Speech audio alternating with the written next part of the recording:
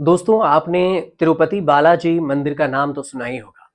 इस मंदिर की कई सारी मान्यताएँ हैं, कई सारी धारणाएँ हैं और कई सारे इस पर देखें तो लोग इस पे आस्था भी रखते हैं।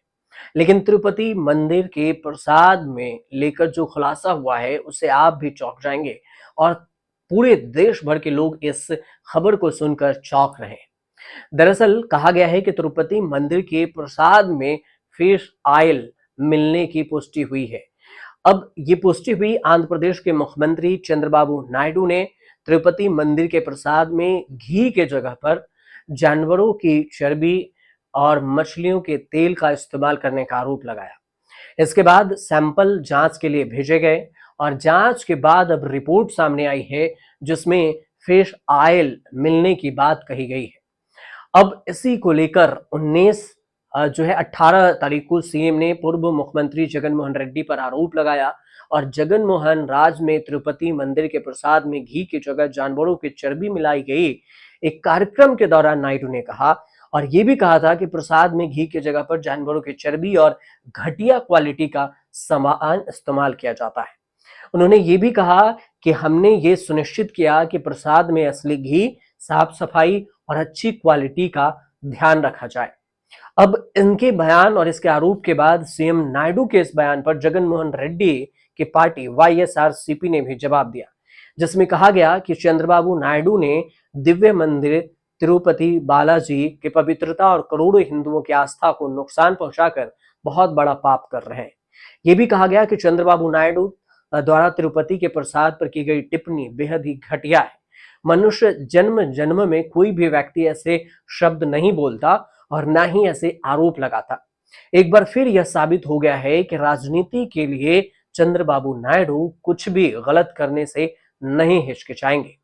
रेड्डी ने यह भी कहा कि भक्तों की आस्था को मजबूत करने के लिए मैं और मेरा परिवार तिरुपति प्रसाद के मामले में शपथ लेने के लिए तैयार है, हम कसम खाने के लिए तैयार है।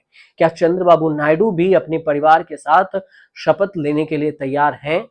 लड्डू के घटिया सामान से बनाने का आरोप भी लगाया गया है।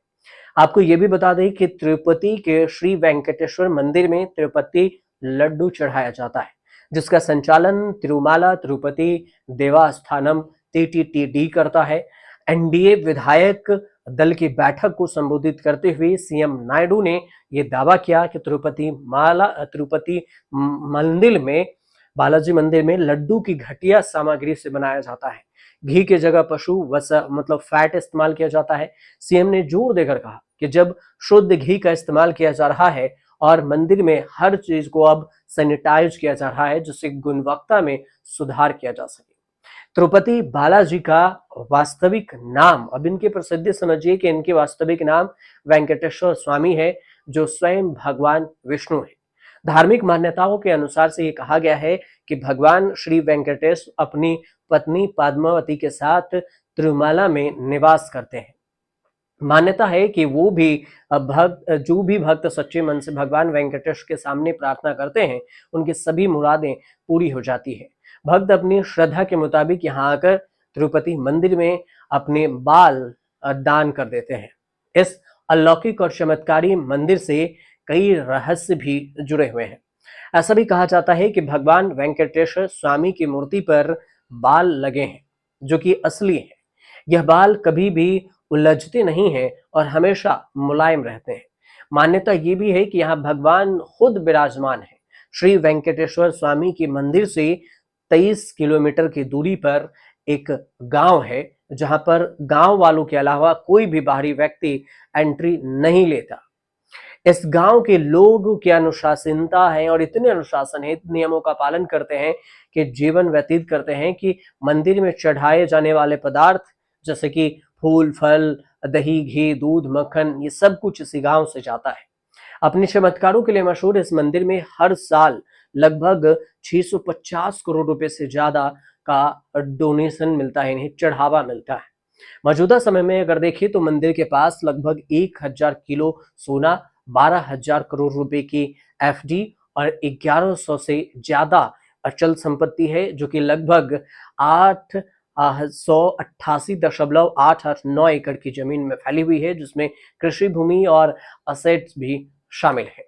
तो कुल मिलाकर ये तिरुपति मंदिर की मान्यताएं हैं, लेकिन इसके अलावे जो बात अभी सबसे बड़ा आरोप लगा है कि तिरुपति बालाजी मंदिर में जो चढ़ावा चढ़ता है लड्डू, उस लड्डू में चर्बी और मछली का तेल मिला हुआ मिला है।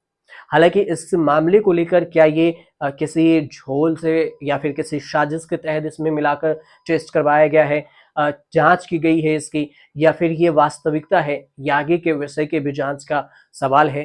और केंद्र सरकार ने भी इसमें जांच के आदेश दे दिए हैं। क्या कुछ नया इस पर आगे निकल कर सामने आता है, ये आने वाले समय में ही पता चल पाएगा। फिलहाल आपको ये वीडियो कैसे लगी हमें कमेंट कर जरूर बताइए, और अच्छी लगी हो तो चैनल को सब्सक्राइब कर लीजिएगा, शेयर भी जरूर कर दीजिएगा।